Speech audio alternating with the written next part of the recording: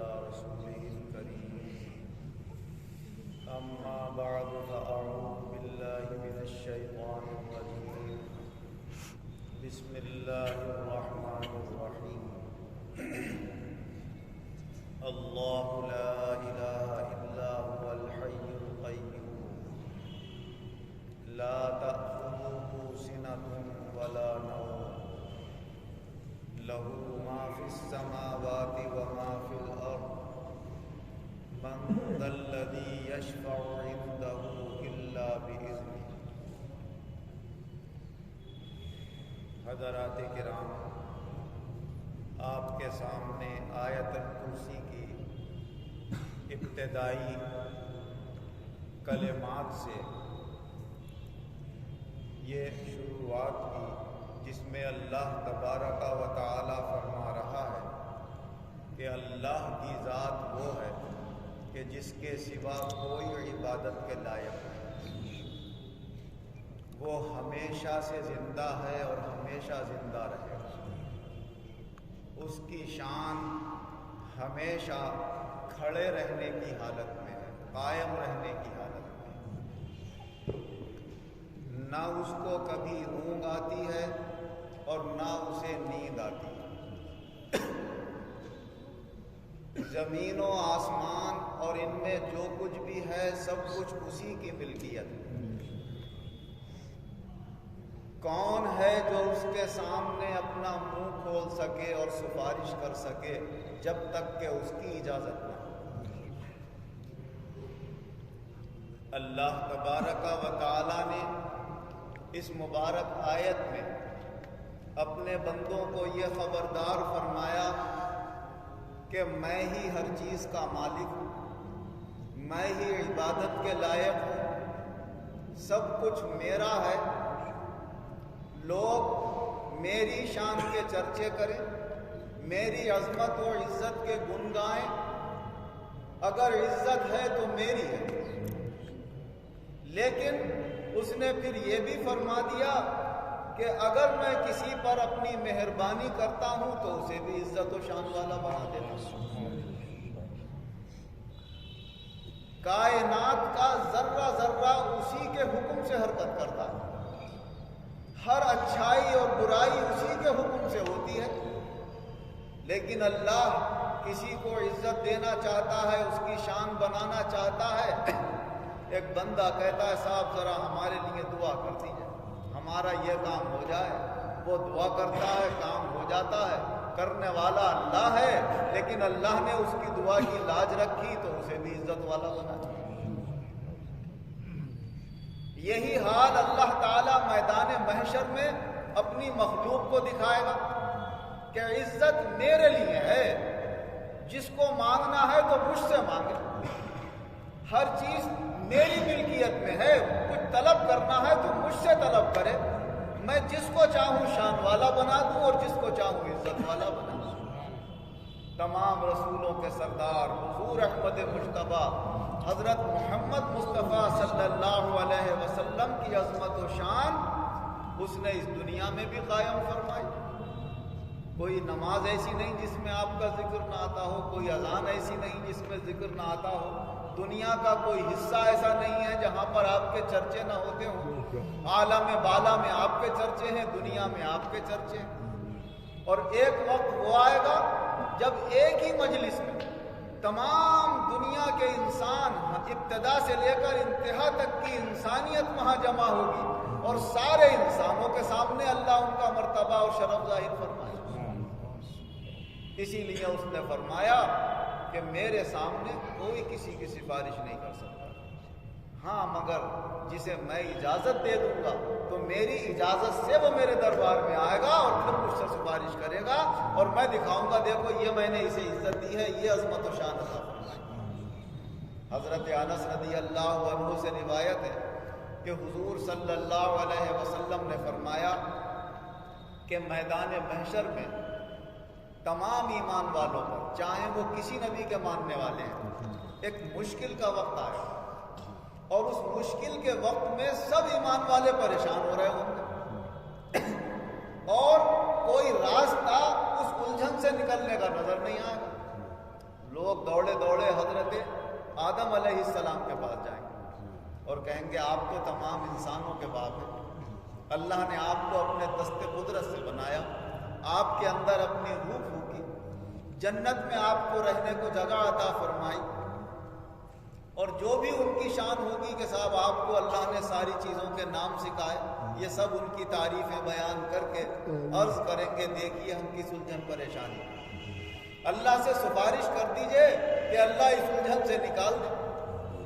تو حضرت آدم علیہ السلام فرمائیں گے ارے بھائی آج تو مجھے خود اپنی بھی پڑی ہوئی، میں نے بھی تو جنت میں اللہ کا کہنا نہیں مانا تھا اور میں نے ایسے ایسے کر لیا تھا، اگر اللہ نے مجھ سے پوچھ لیا تو میں کیا جواب دوں گا؟ جاؤ تم اور کسی نبی کے پاس چلے جاؤ، اللہ کے بہت نبی مقبول بندے ہیں، ان سے جا کر لوگ حضرت نوح علیہ السلام کے پاس پہنچیں گے، ان سے کہیں گے کہ آپ دنیا کے سب سے پہلے نبی ہیں اور ان کی عظمت و شان بیان کریں گے، لہٰذا یہ مشکل وقت آپ دیکھ رہے ہیں، اللہ سے سفارش کریے اور اس الجھن سے نکلوائیے۔ تو نوح علیہ السلام فرمائیں گے کہ بھائی مجھے بھی ایک بات کا خطرہ ہے، بغیر علم کے میں نے اللہ سے ایک دعا کر لی تھی اور اللہ نے فرمایا تھا بھائی بغیر علم کے تم نے مجھ سے کیوں پوچھا، اگر آج بھی پوچھ لیا اللہ نے تو میں کیا جواب دوں گا، مجھے تو اپنی فکر لگی ہوئی ہے۔ جاؤ تم ابراہیم علیہ السلام کے پاس چلے جاؤ، لوگ ابراہیم علیہ السلام کے پاس جائیں گے، ان سے کہیں گے آپ اللہ کے خلیل ہیں، اللہ کے دوست ہیں، اور ان کے کمالات اور تعریفیں بیان کریں گے، اللہ سے دعا کیجئے کہ اللہ اس مشکل وقت کو دور فرما دے۔ تو ابراہیم علیہ السلام فرمائیں گے میری زبان سے دنیا میں 3 ایسی باتیں نکل گئی تھیں جو جھوٹ معلوم ہوتی ہیں، اگر اللہ نے پکڑ کر لی۔ جب بتوں کو توڑا تھا انہوں نے تو بڑے والے کے کڑھاڑ ڈال دیا تھا گلے، لوگوں نے پوچھا بھائی یہ کس نے کیا، کہ بڑے والے نے کیا، چاہے اشارہ اپنی طرف ہو لیکن دیکھنے میں تو یہی لگا کہ یہ اس کو کہہ رہے ہیں۔ حضرت سارہ آپ کی بیوی تھی لیکن آپ نے ان سے فرمایا کہ یہ ظالم بادشاہ ہے، اگر پوچھے تو کہہ دینا یہ میرے بھائی ہیں۔ ایسے ہی جب لوگوں نے ان کی قوم کا کہا تھا چلو میلے میں چل رہے ہیں تو انہوں نے فرمایا تھا انا سقیم، میں بیمار ہوں، تو ہماری یہ 3 باتیں میرے منہ سے نکل گئیں، اگر اللہ نے پکڑ کر لی تو میں کیا جواب دوں گا، لہذا جاؤ موسیٰ علیہ السلام کے پاس جاؤ۔ لوگ موسیٰ علیہ السلام کے پاس آئیں گے، ان سے کہیں گے آپ کو اللہ نے کوہ طور پر شرف ہم کلامی بخشا، آپ کو سرگوشی اور چپکے سے باتیں کرنے والا بنایا، اپنا کلیم بنایا، آپ دیکھ رہے ہیں ہم کس الجھن میں ہیں، یہ الجھن نکلوائیے، اللہ سے سفارش کیجیے۔ تو موسیٰ علیہ السلام فرمائیں گے کہ دنیا میں ایک قبطی فرعون کے خاندان والے کا میرے ہاتھ سے قتل ہو گیا، اگرچہ وہ اچانک ہوا تھا، کسی کی حمایت میں ہوا تھا، لیکن اگر اللہ نے پوچھ لیا کہ تم نے کیوں مارا تھا اسے تو میں کیا جواب دوں گا۔ جاؤ عیسیٰ علیہ السلام کے پاس جاؤ، لوگ عیسیٰ علیہ السلام کے پاس جائیں گے تو عیسیٰ علیہ السلام کوئی اپنی کمی تو بیان نہیں کریں گے، مگر وہ یہ مشورہ دیں گے کہ کہیں جانے سے کام نہیں چلے گا، تمہیں اگر جانا ہے تو محمد مصطفیٰ صلی اللہ علیہ وسلم کے پاس چلے جاؤ۔ اللہ نے فرمایا نہ میں کسی اول بات کی ان کے پر پکڑ کروں گا نہ آخر بات کی، ان کے لیے تو سب چھوٹ ہے، تو اللہ نے انہیں تو مالک و مختار بنا دیا ہے، اگر وہ نظر کرم فرما دیں گے تو یہ الجھن دور ہو جائے گا۔ تو لوگ حضور نبی اکرم صلی اللہ علیہ وسلم کی خدمت پہ جب حاضر ہوں گے تو آپ فرمائیں گے نام انا لہا، ہاں اللہ نے اس کام کے لیے مجھے بنایا ہے۔ فرماتے ہیں تو میں اللہ رب العزت سے جو اس کے خاص جلووں کا مقام ہوگا، جسے اس کا دار کہا، اپنے گھر کہا، میں اجازت مانگوں گا اندر آنے کی، اللہ کے جلووں کے اس مقام میں پہنچنے کی، تو اللہ تعالیٰ اجازت دے گا آ جاؤ اندر۔ جیسے ہی اللہ پر میری نظر پڑے گی میں ایک دم سجدے میں گر جاؤں گا اور ایسی تعریفیں کروں گا جو اللہ مجھے اس وقت سکھائے گا اور میرے دل میں ڈالے گا، وہ تعریفیں کبھی کسی نے نہیں کی ہوگی، وہ خاص اسی وقت اللہ عطا فرمائے۔ کچھ دیر میں سجدے میں رہوں گا، پھر اللہ تعالیٰ فرمائے گا ارفع رأسک یا محمد، اے محمد سجدے سے سر اٹھاؤ، سل تعطیٰ، جو مانگو گے تمہیں دیا جائے گا، اشفع تشفع، جس کی سفارش کرو گے اس کی سفارش قبول کی جائے۔ حضور صلی اللہ علیہ وسلم فرماتے ہیں میں تمام ایمان والوں کی اللہ کے دربار میں سفارش کروں گا، اے مولا بڑی الجھن پریشانی میں ہے، سامنے دوزخ ہے، خطرہ ہے انہیں کہ کہیں ادھر کو نہ پہنچا دیا جائے، اے مولا ان کی بخشش فرما۔ تو اللہ تعالیٰ فرمائے گا ایک حد مقرر کر کے کہ جاؤ اتنے لوگوں کو دوزخ سے بچا کے جنت میں داخل کر دو۔ فرماتے ہیں میں باہر نکل کے آؤں گا اور دوزخ میں جانے والوں کو اتنی تعداد میں جتنی اللہ بیان فرمائے گا نکال کے جنت میں داخل کر دوں۔ فرماتے ہیں میں پھر اللہ سے اجازت مانگوں گا، اسی خاص مقام پر پھر پہنچوں گا، اللہ کا دیدار ہوگا، سجدے میں گر جاؤں گا، پھر اللہ کی تعریفیں کروں گا جو اللہ مجھے سکھائے گا۔ اللہ تعالیٰ پھر یہی فرمائے گا اے محمد اپنا سر اٹھاؤ، سجدے سے سر اٹھاؤ، جو مانگو ملے گا، جس کی سفارش کرو گے اس کی سفارش قبول کی جائے گی۔ تو آپ پھر فرماتے ہیں میں یہی عرض کروں گا اے باری تعالیٰ تیرے یہ مومن بندے اس پریشانی میں ہیں، خطرہ محسوس کر رہے ہیں، تو انہیں نجات عطا فرما دے۔ تو اللہ تعالیٰ پھر ایک حد مقرر کر دے گا کہ جاؤ اتنی حد میں اور دوزخ سے بچا کر جنت میں داخل کر۔ تو میں باہر نکل کے آؤں گا، پھر اس تعداد میں ان کو دوزخ سے نکال کے جنت میں داخل کروں گا۔ تیسری بار پھر میں اسی طرح اللہ کے دربار میں اجازت مانگوں گا اور پہنچ کر ویسے ہی سجدے میں سر رکھ دوں گا اور اللہ کی تعریفیں بیان کروں گا۔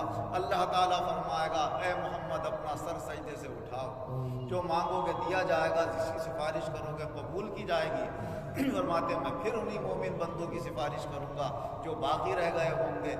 اللہ تعالیٰ فرمائے گا جاؤ اتنی حد میں اور ان کو دوزخ سے نکال کے جنت میں داخل کر دو۔ میں باہر آؤں گا اور ان کو دوزخ سے نکال کر جنت میں داخل کر دوں گا۔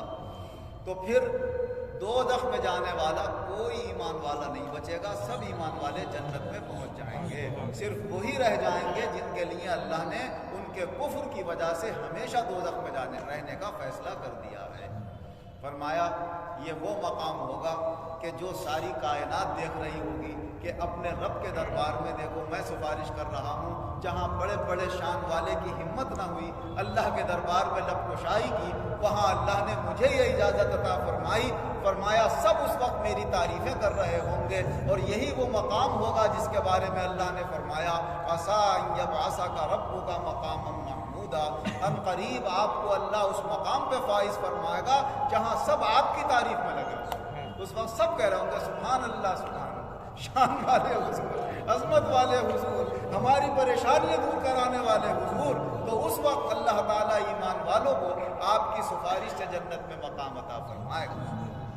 قرآن پاک میں بھی اللہ نے فرما دیا کہ کون ہے جو سفارش کر سکے بغیر اس کی اجازت کے۔ تو معلوم ہوا کہ کوئی دم نہیں مار سکتا اللہ کے دربار میں، وہ تو مالک و مختار ہے، جو چاہے کرے، حاکم ہے۔ لیکن اس نے یہ بھی کہہ دیا مگر میری اجازت سے۔ تو معلوم ہوا اللہ کے کچھ بندے وہ ہوں گے جن کو اللہ اجازت عطا فرمائے گا۔ سب سے پہلے جو اجازت ملے گی وہ حضور احمد مصطفیٰ حضرت محمد مصطفیٰ صلی اللہ علیہ وسلم کو ملے گی۔ تو اس مگر اجازت سے یہ ثابت ہو گیا کہ اللہ کے دربار میں شفاعت ہوگی اور شفاعت حق ہے۔ اور یہ مستند بخاری اور مسلم کی حدیثیں ہیں جو آپ کے سامنے بیان کی۔ تو قرآن سے بھی ثابت ہے شفاعت اور حدیث سے بھی ثابت ہے۔ اور کس کی شفاعت ہوگی؟ ایمان والوں کی۔ جن کا ایمان نہیں ہے ان کے لیے کوئی سفارش نہیں۔ اس سے معلوم یہ ہوتا ہے کہ جو شفاعت کے قائل نہیں ہیں اور شفاعت کو ثابت نہیں مانتے ان کے لیے بہت بڑا خطرہ ہے۔ اگر وہ کہیں گے حضور ہماری بھی سفارش کر دیجئے تو تمہارا تو قرآن پہ ایمان ہی نہیں تھا۔ جن کا ایمان نہیں ان کی کوئی سفارش نہیں۔ تمہارا تو حدیث پہ ایمان ہی نہیں تھا، تم تو شفاعت کو مانتے ہی نہیں تھے، تو تمہاری شفاعت کیا؟ شفاعت کو جو ماننے والے تھے میں ان کی شفاعت کروں گا، جو مانتے ہی نہیں تھے ان کی شفاعت کیا کی جائے گی؟ تو وہاں پر ان کے ایمان کا بھی خطرہ بن سکتا ہے جو شفاعت کا کے اوپر ایمان نہیں رکھتے، کیونکہ یہ شفاعت قرآن سے بھی ثابت ہے اور حدیث سے بھی ثابت ہے۔ اللہ تعالیٰ گمراہی سے تمام مسلمانوں کی حفاظت فرمائے، اور آخرت میں ہم سب لوگوں کو، خاص طور سے ہم سب حاضرین کو، حضور کی پہلی شفاعت کے اندر ہمیں بھی داخل فرما کر ہر تکلیف اور پریشانی سے آخرت کی نجات دے کر اللہ بآسانی جنت میں داخل فرمائے، اور اللہ اپنا بھی شکر گزار بنائے، اپنے رسول کا بھی شکر گزار بنائے۔ آمین۔ الحمد للہ رب العالمین والعاقبۃ للمتقین والصلاة والسلام علی خیر خلقہ محمد وآلہ واصحابہ اجمعین۔ اے اللہ ہمارے گناہوں کو معاف فرما، آئندہ گناہوں سے بچنے کی توفیق عطا فرما۔ اپنے محبوب صلی اللہ علیہ وسلم کے صدقے میں ہمیں دنیا میں بھی شاندار کامیابی عطا فرما، آخرت میں بھی شاندار کامیابی عطا فرما۔ پورے عالم کے مسلمانوں پر رحم و کرم، جو بیمار ہیں انہیں شفا عطا فرما، جو قرض دار ہیں انہیں قرضوں سے نجات عطا فرما، جو اچھے روزگار عطا فرما، جو برسر روزگار ہیں ان کے روزگاروں میں خیر و برکت اور ترقی عطا فرما، ہم سب کے ایمان میں قوت پیدا فرما، ایمان و عزت کے ساتھ زندہ رکھ، ایمان و عزت کے ساتھ بآسانی خاتمہ فرما، ایمان و عزت کے ساتھ آخرت میں ہمارا حشر فرما، آمین بجاہ النبی الکریم و بحرمت سائر المرشدین، وصلی اللہ تعالی علی خیر خلقہ محمد و آلہ و اصحابہ اجمعین برحمتک